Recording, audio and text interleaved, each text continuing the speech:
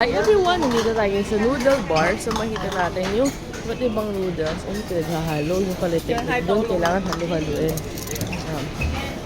Late ko nang na-message si Roland tapos sila Nisha. Nandito ako sa Malaysia. Sobrang busy ng mga kaganapan. Hindi ko na rin naisip na i-message sila para pag nandito ako, baka may chance na ma-i-fill niya na yung sked, banding kami konti, pero hindi ko na rin siya nagawa. Oh God, sobrang kabisahan ng life. Pero, let us see. Kung free sila, kung hindi, sa Manila, tayo mag-bonding. Nag-extend si Nisha ng stay for me.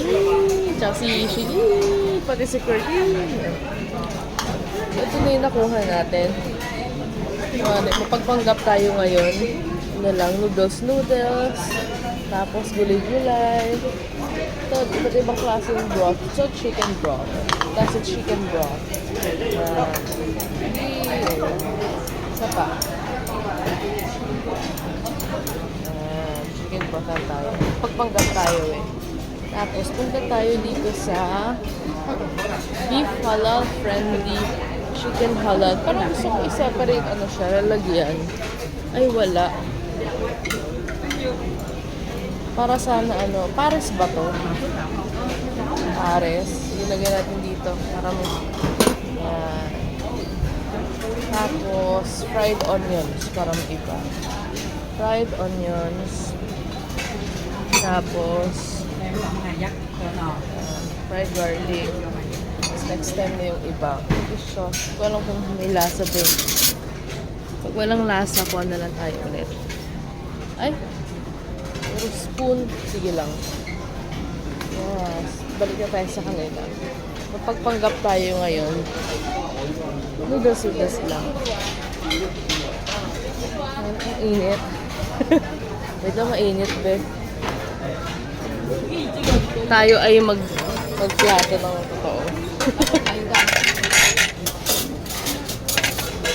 Kuha na kaya ako ng melon para to in one na. Ito naman na ako. Yan. Para kunwari healthy tayo. Yan. Let's choose healthiness. Yan. So kung di pa kayo nagpo-cruise, masaya talaga mag-cruise. Lalo pag gusto mong mag-relax, mag-unwind, ang wala masyadong iniisip. Kailangan mag-rest bago mag-food. Yan. Mapagpanggap tayo. Noodles lang. Ano yung batchoy? Batchoy. Pero ang dapat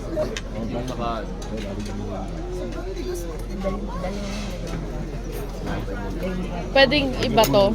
Kaya pala ko sinabi, ano yun? Batuhin mo ng tinapay. Pasok ko. Love you.